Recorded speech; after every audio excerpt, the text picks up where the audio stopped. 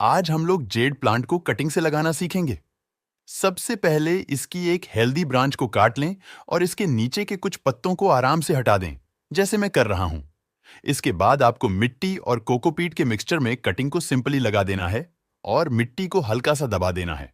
अब पानी का स्प्रे करके इसे एक हफ्ता सेमी शेड एरिया में रखने के बाद धूप में रख देना है।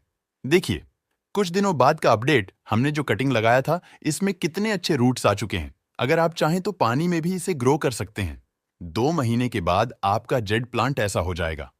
तो इसी बात पर वीडियो को एक लाइक और शेयर जरूर कीजिए और अब जेड प्लांट लगाकर अपना पूरा घर भर दीजिए।